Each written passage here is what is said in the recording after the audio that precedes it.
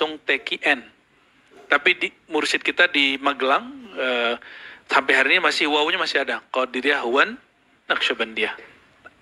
Ajarannya sama, beda-beda tipis. Ada tajdid sedikit di Abah Anom.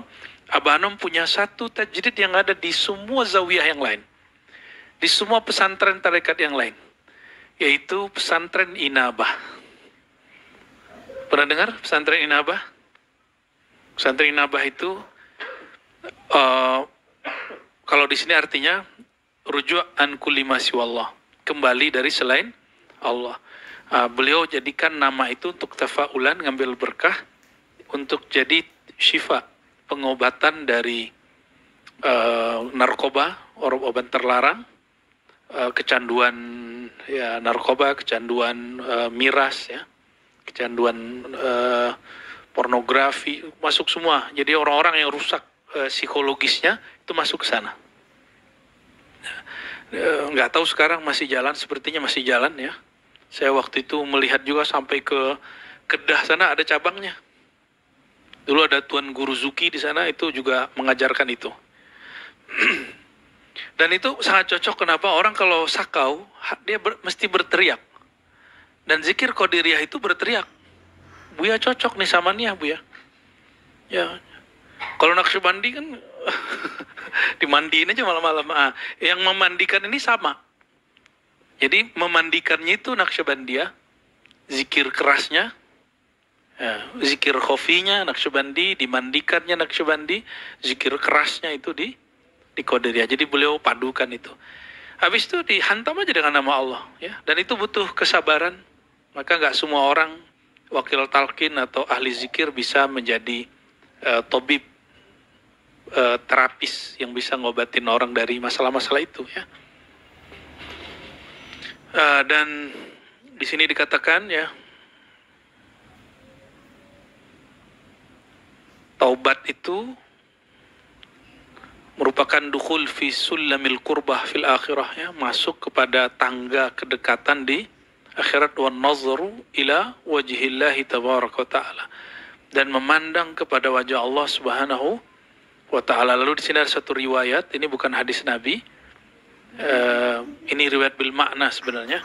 Inna lillahi ibadan abdanuhum fid dunya wa qulubuhum tahtal arsh. Allah memiliki hamba-hamba, badannya di dunia, hatinya tawaf di arsy. Ya, bahkan di sini disebut tahtal qulub. Kalau qulub tahtal arsy, kalau arwah haulal arsy. Kalau fok cuma Nabi Muhammad sallallahu alaihi wasallam. Ya. Jadi kalau yang boleh naikin arsy itu cuma Nabi Muhammad SAW, yang disebut nanti maqam mahmuda yang ada di Quran, yang kemudian kita doakan ba'da sholat setelah azan. Gimana doa azan? Wa ba'athu maqamam mahmuda, itu hanya Rasulullah SAW. Dan pewaris mutlaknya Imamun al-Mahdi. Ya. Jadi orang-orang yang ngaku-ngaku Mahdi, ente ada nggak di sana gitu? Iya, ada nggak di sana? Atau aras-arasan? Ini aras hakiki, bukan aras khoyali hisi, dia khoyali mutlak. Ini saya simpelnya gitu, teman-teman. Maka kalau disebut man arafa nafsahu faqad arafa rabbahu, siapa yang kenal diri, kenal Allah. Yang paling kenal dirinya, itulah Sayyidina Nabi SAW dan pewaris mutlaknya. Dan pewaris mutlaknya. Mereka itulah yang dapat yang bukan tahtal arsy. Kalau tahtal arsy ini banyak yang lagi antri nih. Kalau haulal arsy itu arwahul anbiya wa khawasul awliya, dan wali-wali yang khas, yang mereka mewarisi kolbu dan arwah para anbiya, ya. Fa inna ru'yatallah la tahsul fid dunya bal tahsul ru'yat sifatillah fi mir'atil qalbi, ya. Karena memandang Allah. Kemarin kita kalau di Risalah Dunia sudah ini, Bu, ya.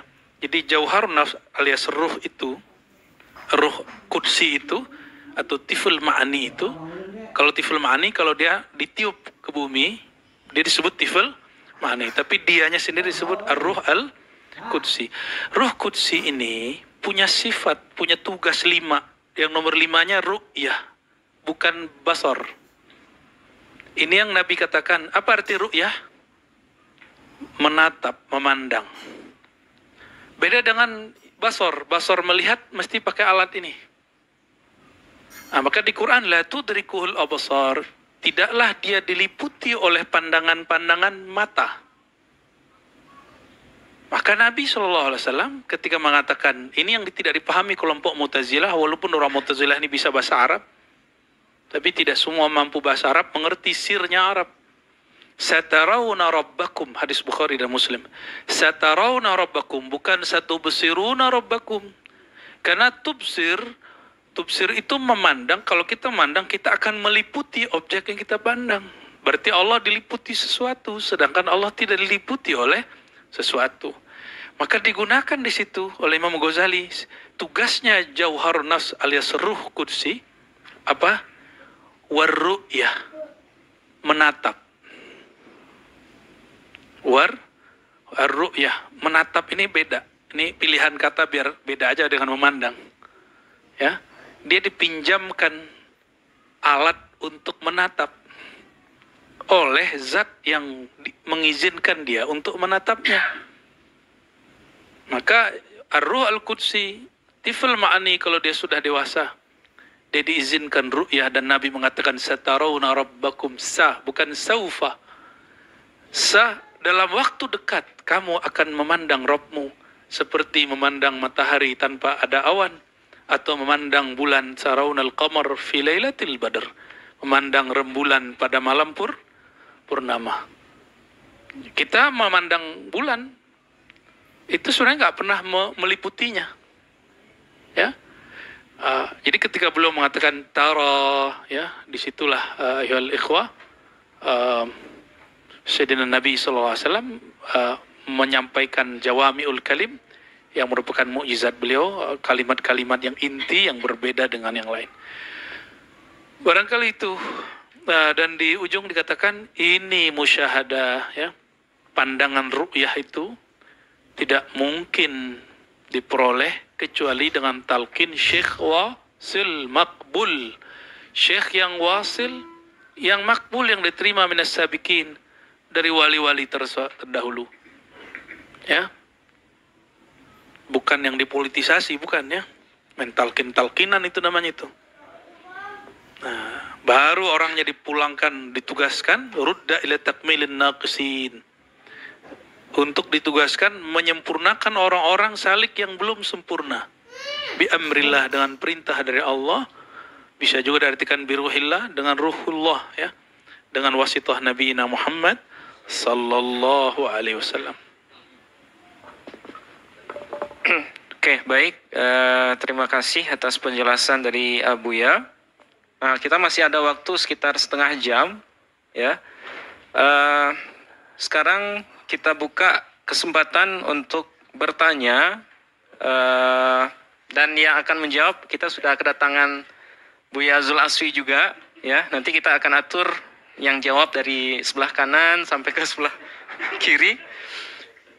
Dan sekarang kita buka dua kesempatan, ya, penanya.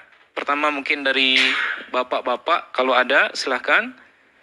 Kemudian satu lagi dari ibu-ibu. Sebelum nanti kita pindah ke penanya online, ya. Oke, silahkan. Silahkan Bapak Ibu.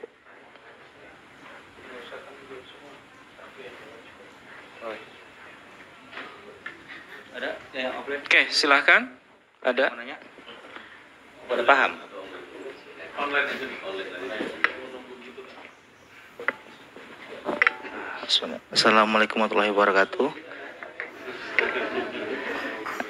Ini ada dua pertanyaan dari YouTube live sekarang. Yang pertama dari Roni Yakul dari Bengkulu. Izin bertanya, Buya, apa yang dirasakan di kolbu jika taubat kita diterima Allah Subhanahu wa taala?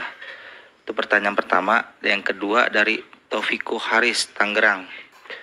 Selamat malam admin, izin bertanya. Buya menyampaikan tingkatan taubat mulai dari taubat awam maupun taubat khawas.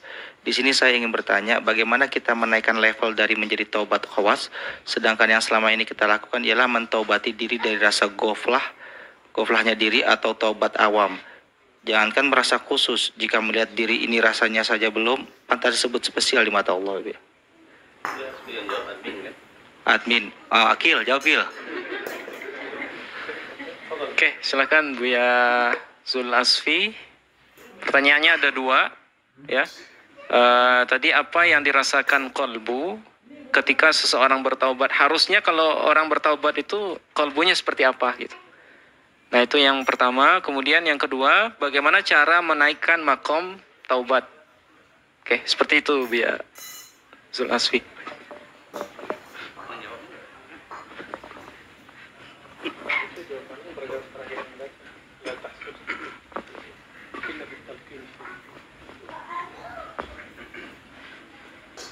Masya Allah, baru datang na todong. Mohon izin terlambat Bu ya, tadi habis kondangan Bu ya. Kondangan bersama sang kekasih sejati Bu ya. Pertanyaan apa Bu Yuna? Apa yang dirasakan kolbu? Apa yang dirasakan kolbu ketika taubat kita diterima? Pertanyaan kita tahu diterima di mana? Terus kita tahu perasaan itu dari mana? Jika diterima kita bisa belum tahu. Yang jelas begini, ini mirip pertanyaannya ketika seseorang ulama, seorang mursyid bertanya kepada sang murid. Ini ada dua orang murid yang ditanya oleh seorang mursyid. Aku ingin bertanya kepada kalian berdua.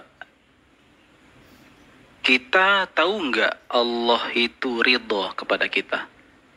Dijawablah oleh murid A, tidak mungkin tahu wahai guru, karena Allah itu maha gaib. Ilmunya Allah itu kita tidak tahu. Tapi dijawab oleh murid yang B, kita bisa tahu wahai guru. Silakan jawab, gimana caranya kita bisa tahu? Aku tahu Allah ridho kepada aku ketika aku ridho kepada Allah. Berarti ridhonya kita meminjam ridhonya Allah. Nah, mirip dengan cara ini. Dari mana kita tahu taubat kita diterima oleh Allah? Dan ketika taubat kita diterima oleh Allah, apa yang dirasakan oleh hati? Yang jelas, rasa yang ditimbulkan dalam hati ketika taubat kita diterima oleh Allah adalah hilangnya rasa putus asa. Maka hati-hatilah ketika kita berputus asa terhadap dosa kita. Jangan-jangan itu pertanda Allah masih enggan untuk menerima taubat kita. Kita bertaubat, tenang rasanya, kita tidak putus asa, yakin Allah menerima taubat, itu adalah pertanda Allah menerima taubat kita. Berarti kita husnuzon dong kepada Allah. Husnuzonlah kepada Allah menerima taubat kita, maka itu pertanda Allah menerima taubat kita. Bukankah ada kalimat hadis kursi, anna inda zanni abdi bi, yang pernah kita dibahas juga disampaikan oleh Abuya. Berdasarkan zonnya saja seorang hamba, Allah kasih kebersamaan dengan Allah. Apalagi jika Allah kasih yakin. Meskipun zonnya hamba ini maksud itu betul yakin juga. Yakin kita Allah terima taubat, berarti Allah terima taubat kita. Tapi aplikasikan taubat itu bertanggung jawab terhadap taubat kita. Apa tanggung jawabnya? Di surah Ali Imran itu, walam yusirru ala ma fa'alu wa hum ya'lamun. Jangan ngentengin apa yang kita taubatin itu, jangan diulang-ulang lagi. Kecuali kalau misalnya kita muncul kelemahan zallah, tiba-tiba Allah takdirkan kita kepleset.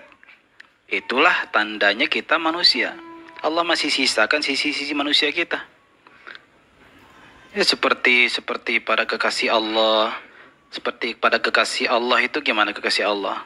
Ya boleh maksiat kan? Nih kata-kata boleh ini bukan boleh seperti ilmu bahasa fikih, bukan. Boleh terjadi. Maka apa arti mahfuznya seorang wali?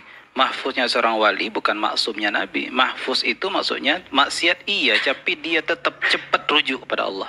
Itu yang mahfuz. Mahfuz dari apa? Mahfuz dari melanjutkan. Mahfuz dari israr. Mahfuz dari ghaflah. Nah itu, apa yang kita rasa, itulah jawabannya. Nah, bagaimana cara meningkatkan taubat am kepada taubat khos? Yang pertama kita harus paham dulu, am itu bukan bodoh ya. Orang awam. Misalnya kita nyebut orang awam itu bukan orang bodoh. Awam itu adalah kebanyakan yang seperti itu. Awam itu kan dari bahasa Arab. Awam itu bahasa Arab, akar kata yang sama umum. Umum sudah jadi bahasa Indonesia. Kalau kita ngayak kerikil ya. Kalau ngayak kerikil pakai jaring yang gede, nah, banyak kan ya yang berjatuhan, yang kena saring itu masih batu-batu gede, masih kesaring itu, masih keluar. Itu umum itu. Nah, dirapetin lagi, makin terfilter, dirapatin lagi terfilter. Nah, taubat umum itu adalah taubat kebanyakan, ibarat orang tersaring dengan jaring-jaring yang masih gede, kayak jaring-jaring nelayan itu. Kalau jaringnya gede berarti yang tertangkap itu ikan-ikan gede. Nah, barangkali itu. Nah, apa caranya itu dijawab oleh Sidi Syekh Abdul Qadir Jilani. Taubat itu supaya bisa taubat khus harus dengan bimbingan. Nah, sering Bu Yaldo menyampaikan, taubat itu aslinya ditalkin. Taubat yang mana? Taubat khus itu harus ditalkin. Kenapa kita tidak cukup istighfar? Karena 4 kali Al-Quran mengatakan itu, istaghfiru rabbakum thumma tubu ilaih. Istighfarlah kemudian bertaubat. Istighfarlah kemudian taubat. Kenapa nggak cukup istighfar aja? Kenapa harus taubat lagi? Ada tuh di Al-Quran tuh 4 kali, beberapa kali itu. Istaghfiru rabbakum thumma tubu ilaih. Berarti taubat tuh khas nggak? Taubat tuh istimewa. Istimewa taubat itu. Wallahu ta'ala a'lam.